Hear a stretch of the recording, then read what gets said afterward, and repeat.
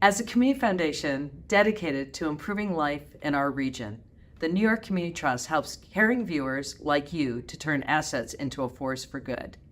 Consider joining your fellow New Yorkers who've chosen the New York Community Trust to amplify their giving today and to carry out their charitable legacies for generations to come.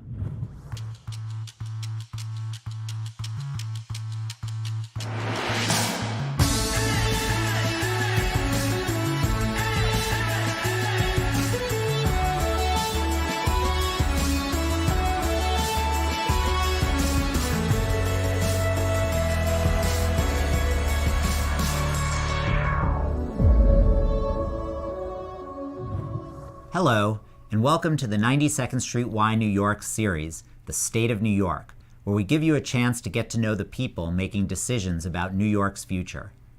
This series serves as a platform for fostering meaningful dialogue and introduces you to the decision makers who run New York, giving you the opportunity to learn more about what makes our city tick and the pressing issues that shape our lives.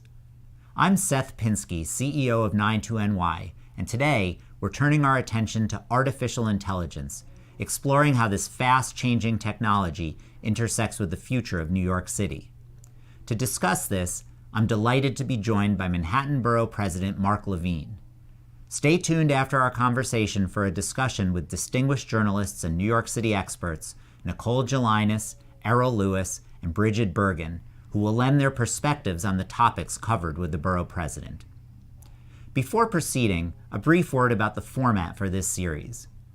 We at 92NY believe in the power of community and the importance of viewing our world from diverse perspectives. And so, in preparing for these conversations, we've actively sought the input of you, our audience, regarding the topics that we plan to discuss. We're so grateful that you've graciously contributed your thoughts, concerns, and questions regarding these topics, shaping the questions that we ask and areas on which we choose to focus. And with that, we extend our thanks to each and every one of you for joining us today. So let's get started. Borough President, it's great to have you here with us today. We're speaking today about your new report, A Call to Action on AI in New York City. And one of the things that the report says in the introduction is that the rapid development of generative AI will impact almost every sector of life in New York City, from government to the private sector to our private lives. It seems like it's impossible these days to pick up the newspaper without coming across some article on the topic of generative AI. So maybe as a starting point, can you help our viewers to understand what exactly is meant by generative AI? Well, first, Seth, thank you so much for having me. I'm really excited for this conversation and just grateful for the way that the Y continues to provoke and inspire and challenge us on interesting topics. So AI has been in people's lives, all of our lives, more than maybe you realize over the last decade or so. It's all over our phones, for example. But mostly that first generation of tools were used to identify things, to label things, to find your cat in a photo, to recognize the words you say to Siri, perhaps to chart a course on Google Maps. But what we're seeing now is a whole new level of creativity emerging from these tools that can create poetry, write a business plan, produce visual art, recreate human voices, compose music. And this really just has huge implications for society and for New York City that I don't think we're adequately grappling with yet. And it's why I really wanted to put out this report to hopefully provoke conversations like this about what New York City needs to do to prepare for this future. And clearly, this new technology is going to have dramatic impacts on all of our lives and will clearly have dramatic impacts on our city as well.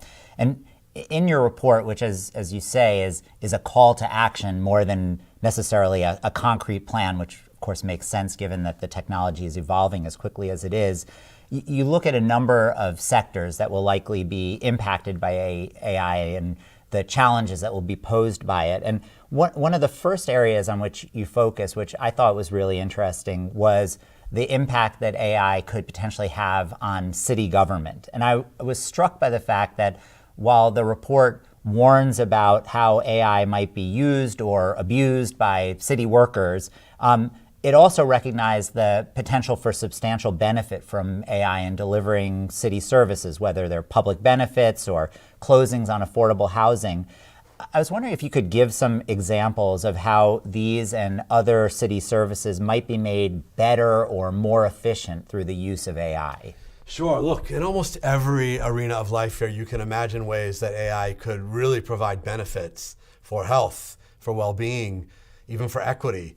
But you can also see an almost mirror of that, downsides that really could put us at risk, that could exacerbate inequality, that could spread bias and worse. And so we looked at that in city government as well.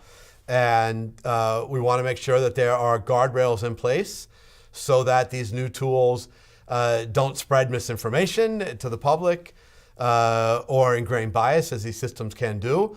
But also, I think there's potential here to improve the kind of services that New Yorkers receive. For example, there are hundreds of thousands of people in New York City who would qualify for food stamps, but aren't currently receiving them. And the process for applying is famously complicated. That's a national problem. Oh, maybe AI could make it incredibly easy so that just with plain language conversation in literally any language that humans speak, you could enroll.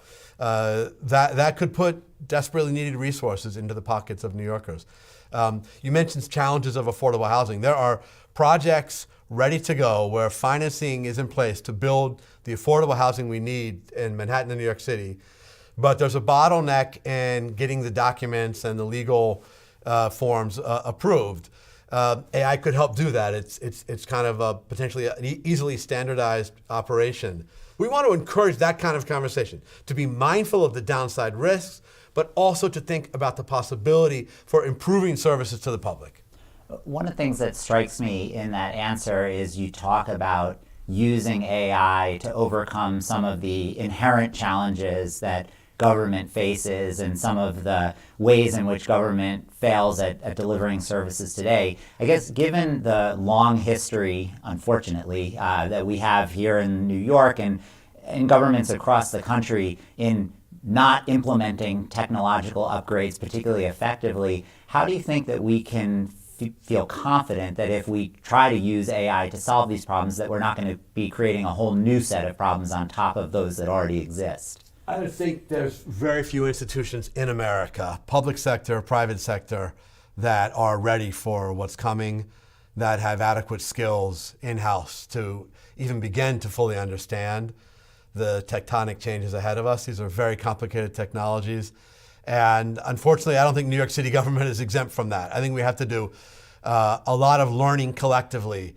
And yes, I'm worried about the pace of changes, and government doesn't pivot quickly. But I think what we have to wrap our heads around is that what might be happening in the next 5 years is a level of technological change that's equivalent to what happened in the last 25 years, or maybe even 40 years. I mean, think about where technology was in the 1990s. There were no mobile phones, or no smartphones at least, and there was no social media. You can go on and on and on. We might face that level of change in the next 5 years. The potential for disruption is enormous in the private sector as well. But I think government's going to have to find a way to become nimble that exceeds anything we've ever done before. This is going to be a major challenge for the city to adapt to. So let's pick up on 2 points that you're making. One being that the pace of change is going to be enormous, and the future that we're facing is going to be very different from the present that we're currently living in, and the role that government has in getting us prepared for that future. And another area that you focused on in your report is education. And something that really struck me in the report when you talked about education was not only did you talk about ways in which we need to prepare teachers to use AI for their benefit, to think about educating kids about how AI may change their employment prospects, et cetera. But you also talked about the responsibility that DOE potentially has for educating students about the dangers and the benefits of AI and how to use AI responsibly. It made me think a little bit about how, as a society, we haven't really figured out how to prepare kids for the world of social media. So I guess I'm wondering, have you seen curricula anywhere, whether it be for social media or other technologies or AI, that you think have been particularly effective at preparing children for the world in which we're going to be living? I think this is a sector that's already being disrupted by ChatGPT and other tools like that. The first reaction, I think, of the education sector was panic. And in fact, New York City banned ChatGPT when it was first released for most of last school year, which I understand the instinct, but I said at the time I thought was a mistake. The truth is that every single kid has access to these tools. And that's not necessarily a bad thing, but it requires us to do a lot of work to change what and how we're teaching. First of all, for people to understand, again, the limitations and powers of these tools, to understand that they can hallucinate, that they can produce false content and biased content. And generally, I think we need to do more to teach media literacy to young people. That was true even before the developments of the past year, but now the potential for deep fakes is at a level we've never seen before. You're already seeing it. Some fake images go viral globally and even fool reporters in some cases. There was an explosion at the Pentagon that had been created by an AI image creation tool that reporters started to amplify for a few hours until they realized it was a doctored image. We need to teach young people about that. That challenge is greater than ever. We need to teach young people the skills that are going to be relevant as our economy is transformed by AI. I'm not aware of a single course on machine learning in New York City public schools. Certainly, the vast majority of kids are not getting taught content on this. And then there's the question of how we teach. And there are really exciting experiments happening with ChatGPT where they're really inverting learning. Instead of the classroom being the place where you come and absorb information in the form of a lecture and then you go home and practice, they're turning this on the head and they're saying you can learn at home because the tools can teach you, even through individualized tutoring. Let's come to class to work together to practice in collaborative group forms, perhaps with the aid of AI. So there's the potential to supercharge education, but it's going to take a real change in paradigm. I'm not seeing it yet in New York City.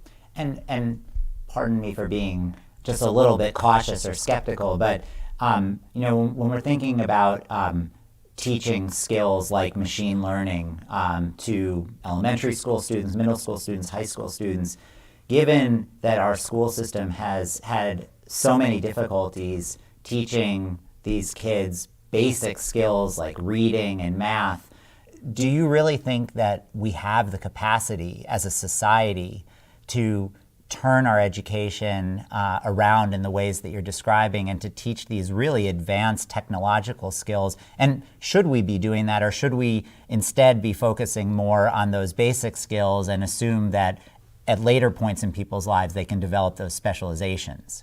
We can do this. We've done it before as a country. In the Cold War, we pivoted, dramatically ramped up teaching of things like chemistry. You and I got chemistry as kids in school because of that decision made in the 50s and 60s.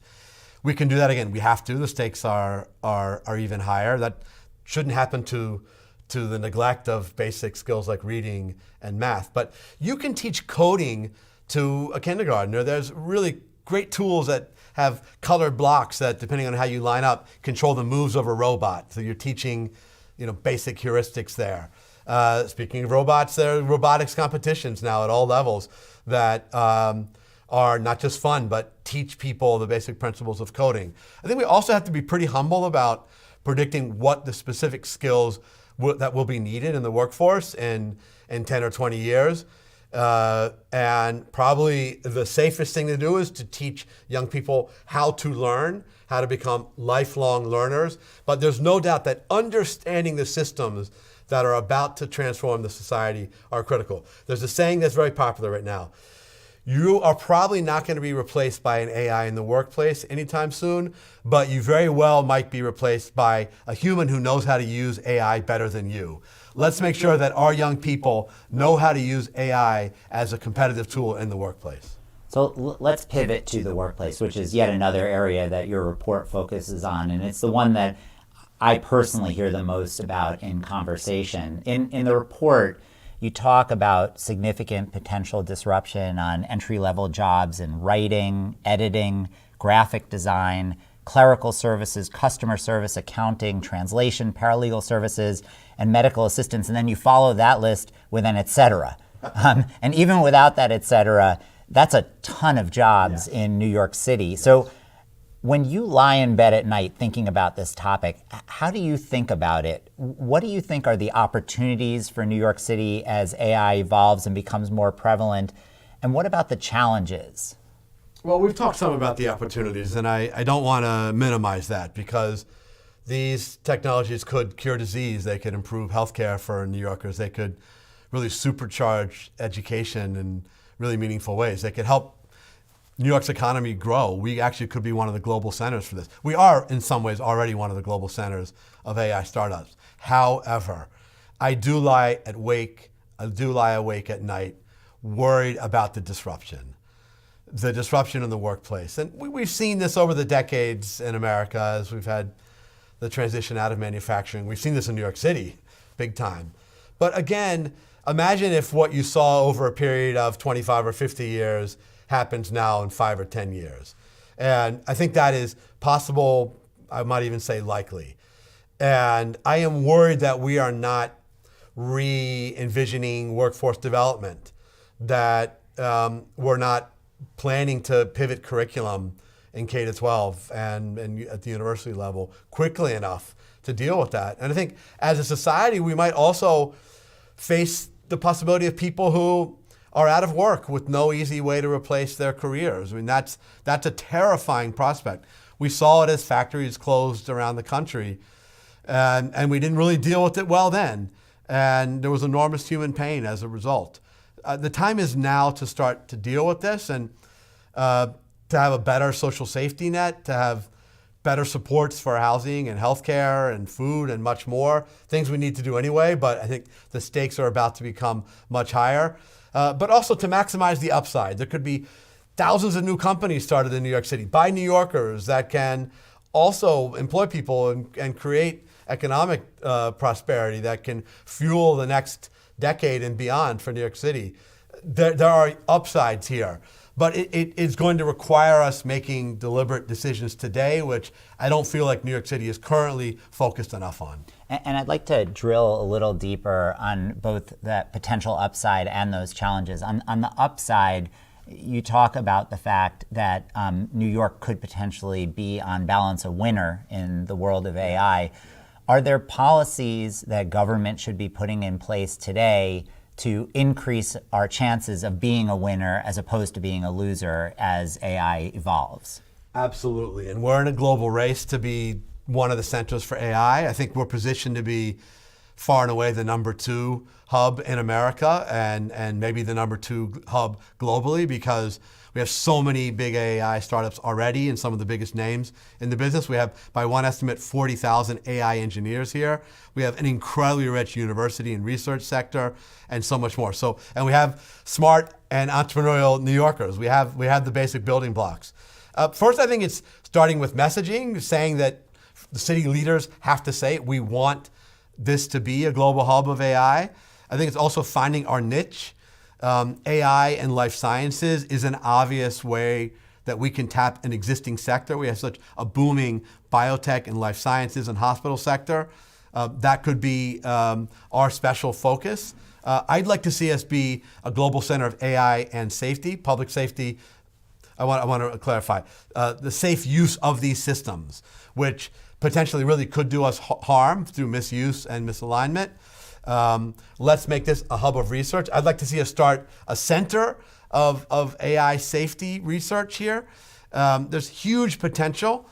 The city government itself is a major buyer of technology, and we set the standard for that. So let's set ethical standards in the AI that we buy. One example is that if we're buying AI systems to create graphic design and visual content, let's adhere to a standard that will only use systems that respect the copyright of creators. We have a huge creative industry in New York, visual artists and more, writers, musicians, and their AI systems which are being trained on that content and giving no benefit to the original and no agency to the original creators. New York City should say we're only going to buy systems that adhere to that kind of ethical standard and more. So we are a player here. We have the potential to set the direction of this industry nationally and beyond, but we've got to use the leverage that we have. So there's potential for substantial upside. There are reasons, at least to consider optimism when you think about a future world in which AI becomes more and more prevalent.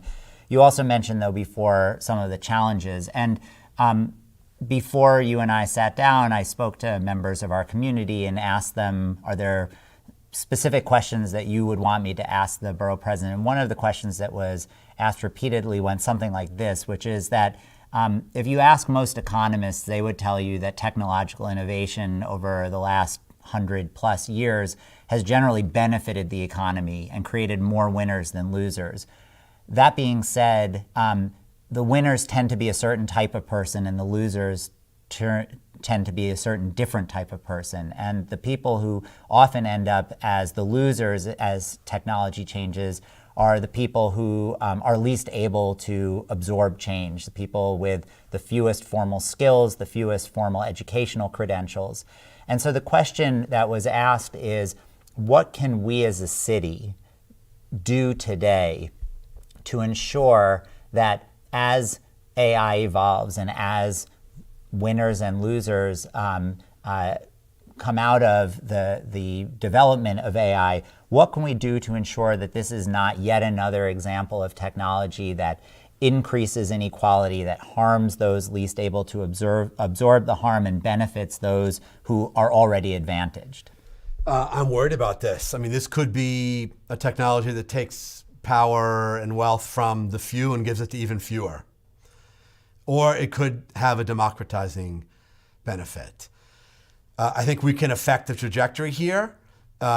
First, I do believe by empowering 1 million public school kids with these tools to succeed in these careers in the future, we can help avoid people being left behind. Secondly, I want to make sure that public-focused institutions, nonprofits, academic institutions benefit from AI, that we put these tools to use for civic purpose inside of city government and beyond.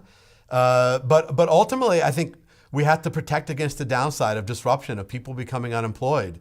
And I can't say that today I have the answers here.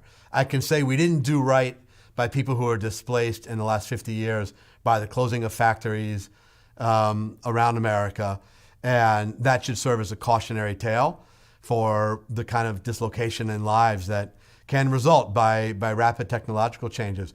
We've got to grapple with this now. We don't have a decade to figure this out. The change is coming really fast.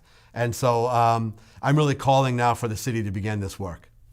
So I want to yet again pick up on a word that you just used in that last answer to pivot to one last topic, which is you talked about democratization. And another area that you focus on in your report is the impact that AI could potentially have on elections. And this certainly seems like an area on which government should be focusing immediately. You offer some very specific recommendations to the Campaign Finance Board, and I'm wondering if you could explain what those are. Yes, I'm really worried about this. The ability to generate just almost infinite amounts of fake content, pictures, video, voice, really could distort elections here locally. It could distort elections everywhere. At the national level, though, there's a national press corps which, if a candidate puts out a doctored image of Joe Biden, I think there'll be a press corps ready to call that out. But in New York City, in a typical cycle, we could have 400, 500 campaigns, right? You look at all the city council races and more.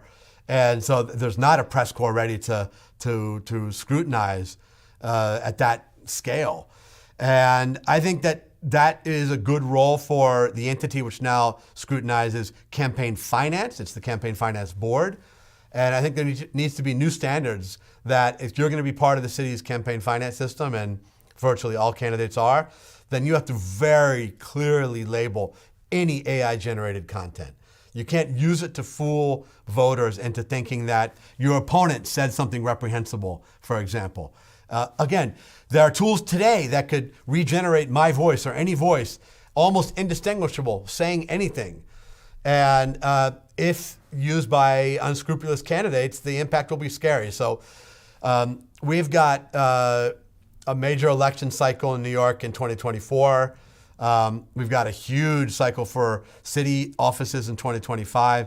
We've got to have systems in place now to protect voters from this kind of misinformation. Well, I certainly hope that people pick up the mantle and follow your lead and really start to think about how we can prepare ourselves for this emerging technology. So that brings me to one final question. I decided to follow a lead in your report. In your executive summary, it indicated that the executive summary had been written by ChatGPT. So I decided to ask ChatGPT what would be a good wrap-up question for the Borough President of Manhattan following a discussion of the impacts of artificial intelligence on New York City. And what ChatGPT suggested was the following. As we conclude our discussion on the impact of artificial intelligence in New York City, could you share one key takeaway or message you'd like to leave with our viewers? How do you envision the future of Manhattan in the age of AI, and what role do you see for residents, businesses, and government in shaping the future? That was a pretty good final question, ChatGPT. I don't think, Seth, I don't think you're in danger of being displaced yet as a host of these conversations. But yes, to answer the question, people need to imagine what kind of future they want. And New Yorkers need to imagine how they want this technology shaping their city. And for better or for worse, these technologies are here and they're getting more powerful at really an astonishing rate. And we don't have a choice now. Ignoring these technologies is no longer an option. So I would just engage every person in the city to think about the future you want, to think about problems you want solved by technology, to think about the downside risks, and agitate so your policymakers take those concerns seriously. Borough President, thank you so much for joining us. I wish you continued luck as you sound the alarm and raise people's awareness about this very important topic. Thank you so much. Thank you, Seth, and thank you to the whole 92nd Street Y community. Welcome, Brigid, Errol, Nicole. It's great to have you with us. This week, we're talking about the Borough President of Manhattan's new report on artificial intelligence and its potential impact on New York City. I guess just as a starting point for our conversation, I'm curious if any of you had any specific reactions to anything that was in the report, if there was anything that jumped out at you. Maybe we'll start with you, Brigid. Sure, thanks. It's great to be back here. I think it's really exciting and interesting to see such an innovative conversation coming from the Manhattan Borough President's office, thinking about how artificial intelligence can be used to, change how we deliver services here in the city. And you think of that contrasted against the mayor's management report, which was just recently released, where you see some, really dramatic spikes in how long it takes for people to access services. One of the examples in the Borough President's report he talks about is, delivering cash benefits to people who are in need. And that's one of the things that we saw a huge increase in the amount of time between fiscal 2022 and fiscal 2023. And so I think it opens the door to a conversation about maybe how some of these tools could be used, particularly given staffing shortages that the city's facing.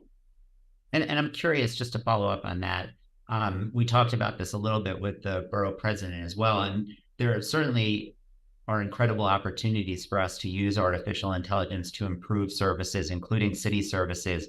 But there's also a long history in city government of technological improvements that turned out to both be very costly and also not necessarily improvements.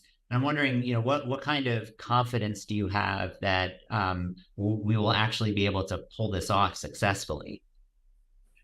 I mean, I think it's encouraging that there's a conversation that is starting. I mean, we are seeing people, lawmakers at the federal level engage in similar conversations. Senator Schumer had a Senate hearing just last week where, some of the tech giants were talking about some of these issues. How do we start regulating a technology that we don't actually know where it's headed yet? But I think there is something encouraging about people at the city level at least starting to engage. I think the caution is absolutely warranted, but better to start the conversation than to suddenly be in a place where we've let other cities, other municipalities pass us by. Errol, what about you? I think of this as a kind of a problem that we've wrestled with in the city somewhat unsuccessfully for a number of years. I mean, what really stood out for me is the need to deal with some core principles, some core operating principles, so that successive city councils and administrations don't keep making the same mistakes. And I put mistakes, frankly, in quotes, because it's not clear how much of this is the way we do things here in New York and how much it's a problem with government always being a step or two behind technology. We have different rhythms. The private sector is moving very quickly. It's trying to disrupt and break things. There are companies that go out of business. A municipality, by contrast, never goes out of business and has to serve everybody. It can't be overly selective about who its quote unquote customers are. So some of these problems are endemic, but New York has long had a problem with even just within the Department of Education or the old Board of Education of non-communication between systems, where the lower grades have one set of systems and the HR systems for the upper grades are on a different system, and the procurement is on yet a third data system, and it wasn't clear how they would communicate with each other. And so you'd get one snafu after another, where there wouldn't be enough of the right supplies in the right schools at the right times for the right students. And we can't afford to keep having these stories crop up every so often of hundreds of antiquated iPads that are obsolete, had never been unwrapped, and aren't being used by students who desperately need the kind of technology that it was supposed to represent. So I think we hopefully will take a step back and maybe introduce some really core principles, like not buying off the shelf if we can have open source software, making sure that there is interoperability between different divisions of at least the same agency, if not across multiple agencies. Those kind of conversations, I think, are really, really important. And if we don't deal with that, then we'll have, sort of AI worming its way into it, but it'll be joining a big, complicated mess that we should have straightened out a long time ago. You mentioned the importance of having a conversation. One of the things that struck me was that, at least so far, and granted, we're very early in this technological revolution, but the fact that a report like this came out of not the mayor's office, not the governor's office, but out of the Manhattan Borough President's office, and not in any way to belittle the importance of the Manhattan Borough President. That's obviously a very important role in city government, but all the agencies that you've been referring to and that Brigid was referring to are agencies that are controlled by the mayor. Why do you think we haven't heard about anything on this topic from the mayor's office or from the governor's office so far? Well, the mayor did take a stab at some of this. They announced with great fanfare, in fact, that there was going to be one central portal, one data portal for the customers or the citizens or whoever you want to call them, residents, users of city services, to go to, so that you could presumably, as the mayor put it back when he was a candidate and even after he was sworn in as mayor, enter your data once, so that if you need certain kinds of benefits, you don't have to keep telling one department after another who you are, where you live, and why you need help.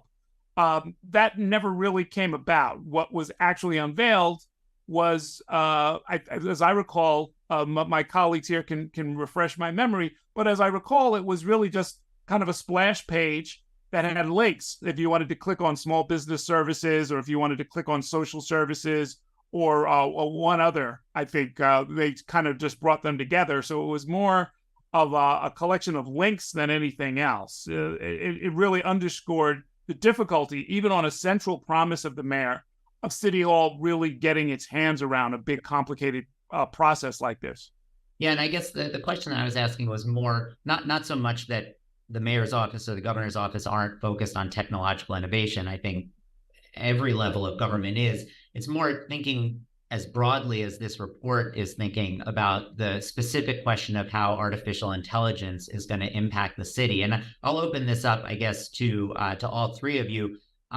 What do you think we should be doing as a city? What would you want to see the mayor's office, the governor's office thinking about in terms of preparing us as a city for a future in which artificial intelligence becomes increasingly important to the way business functions, to the way all of us live our lives day to day? And maybe I'll start with you, Nicole.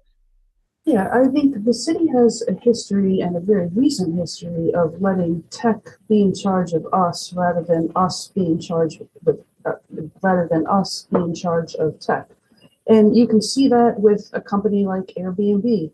Airbnb has the tech that enables you to turn your apartment into a permanent hotel room. It was the city's decision going on more than a decade not to enforce the laws that prevent you from doing that. So if we start off with the city government and with city influencers being enthralled to tech and bowing down to the tech just because the tech enables us to do something means that we should be doing it. If we're not doing it, we're thwarting what is supposed to be happening. We're starting off in the wrong spot. And I think even the term artificial intelligence and accepting this term without putting a lot of thought into it puts us off in the wrong position to start with. There's no such thing as artificial intelligence. The Chat GPI and the other beta programs out there, they're just rearranging a search engine capability with a much wider breadth and an ability to string sentences together. But if you enable the generative AI on your Google search, it is just a string of Google searches put together in sentences. A lot of times it's not very good. It can get better and it can mimic humans in certain circumstances, but it is not independently intelligent. Only we are independently intelligent. So it is up to us to decide what we want to use this technology for. And when it comes to where is the place for AI to have a role in, say, enforcing city laws? Well, the city has a noise code. The top complaints that New Yorkers make has to do with noise: construction noise, party noise, vehicle noise, all sorts of noise.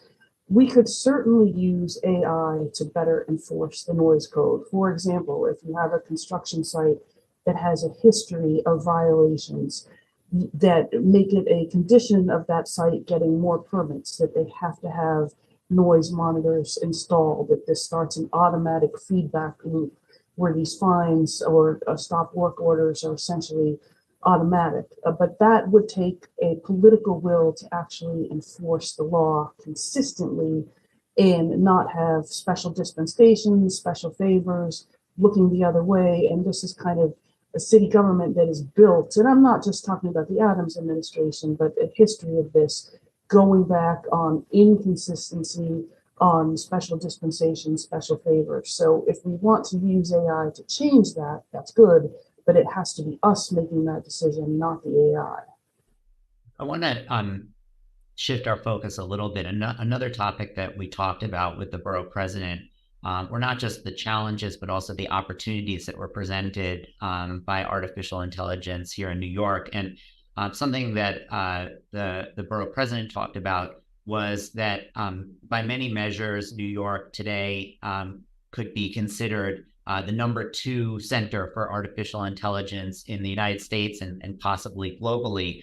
I guess a question for you, Nicole, just in follow-up, since you write a lot about the city's economy. First of all, when you think about the impact that this new technology could have on our economy, are you generally an optimist? Are you a pessimist? And what do you think the city should be doing to ensure that we take our rightful place in this new economic sector? I think I could go either way, but I would start with the economy even before people get into the economy, when people are in middle school, in high school. And again, this goes to how we treat the technology. If you go back to when we first introduced computers in school, it was leaders in poorer school districts serving poorer children that suddenly concentrated on the computers and said, we have to teach kids how to use computers. Computers are going to be the jobs of the future. The kids have to be on the computer all day in school.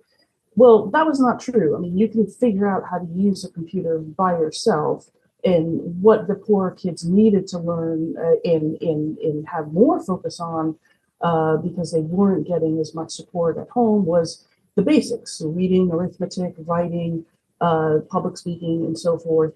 Those are the things that you need somebody to teach you, or at least to help you to learn. And it is still mastering those skills that will help you to thrive in the computer-based economy. The computer part will take care of itself. So I am concerned that the same thing will happen with AI, where we'll introduce a learned helplessness, so that if the computer can write the 8th grade essay, you'll start to see the school districts say, there's no point in teaching an 8th grader how to write an essay.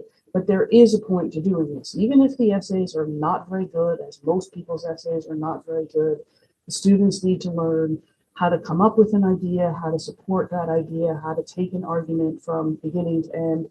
Even if a powerful computer program can simulate doing that, you do not want to have a shortcut over that learning process. So to the extent that kids learn, there's no point in my trying to do this, the computer can do a better job than I can, that would be a bad thing. And I think that's a big risk that we have to confront.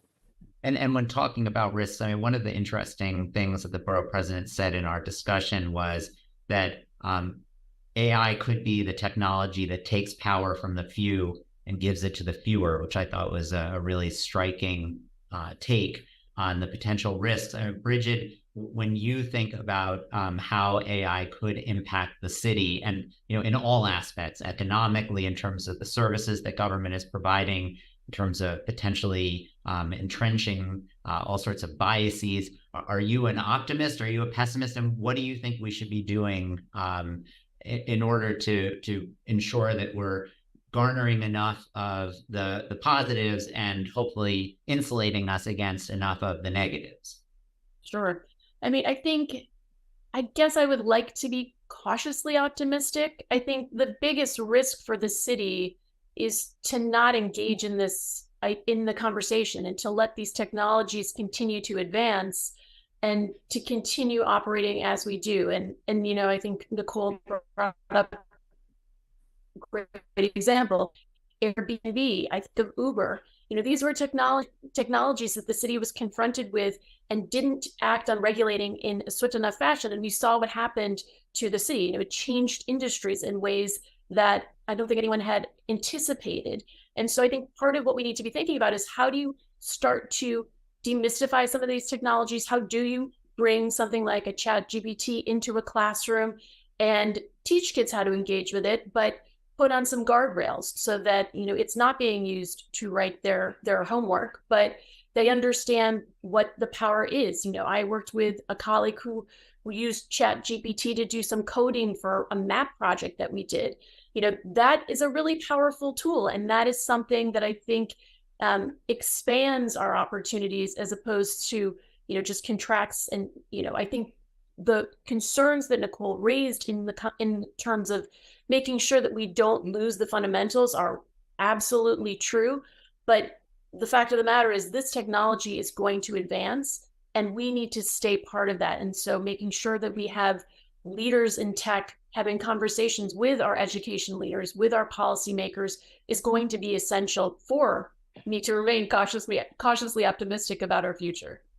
And speaking of our future, I think the last question I wanted to ask, when I spoke to the borough president, I decided to ask him a question that had been generated by ChatGPT. I won't do that to all of you.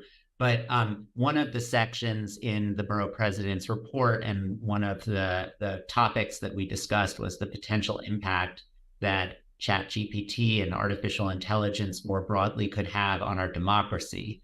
And as an important representatives of an important part of our democracy, the press, I'm wondering what each of you think we should be doing, both from the government side, but also from the perspective of the press, in order to protect our democracy, and especially keeping in mind how poorly we seem to have done in insulating ourselves from the negative impacts of social media. And so I'll start with you, Errol, on that question. Sure. Look, this is social media on steroids. What happened to the press, the decimation, especially of local news organizations, was a direct result of Google and Facebook and other tech giants crawling the web, finding the information that was acquired in some cases at great cost, personal cost, the cost of training a reporter, having them go out and do a lot of work. And those platforms then took that information with absolutely no compensation to the people who generated it, and they sort of sold ads around it, put it in a search engine, and off they went and became some of the richest people in the world.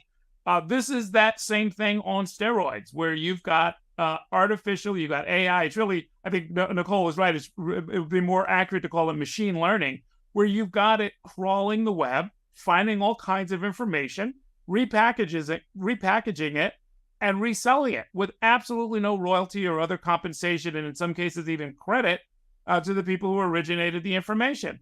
It violates the basics of copyright. Our laws have not caught up with this technology. Our political leadership has not confronted it. Frankly, a lot of our media corporate leadership has not really dealt with it. So I think until we get that taken care of, we run a very serious risk of having yet another round of information being siphoned out of news organizations that are not getting any compensation for doing some very important and necessary work. And the implications for democracy, especially at the local level, are really quite grim. Nicole, can you give any more positive spin on that, or are you equally concerned? I think the positive spin, although it has a negative caveat, is the crisis of too much information has made credible news resources even more valuable, and they're actually doing quite well. Whether you're more conservative and you want to read the Wall Street Journal, whether you're more liberal and you want to read the New York Times, these paid outlets, and they actually cost a lot of money. I mean, it rivals the cable TV bill and what you're spending every month. These outlets are thriving. They're adding subscribers around the world because people want to sit down and read something that is backed by the facts and make their decisions based on the credible sourcing of the facts. However, the flip side of that is because this is expensive. A lot of people can't afford this, or this is not what they want to spend their finite resources on. So again, we're recreating an elite that has access to this information and can make decisions based on credible information, and then you have everybody else that's just trawling through either tweets or through Facebook or through free news sites. And of course, when something is free, you're getting what you're paying for. And with, as Errol said, this is social media on steroids. The ability to cobble together a credible news article that is not sourced from anything is going to become easier and easier and easier. So you could think that you are reading the news, but that's really not what you're reading. Brigid, we'll let you round it out. AI, should we be panicking about the future of democracy?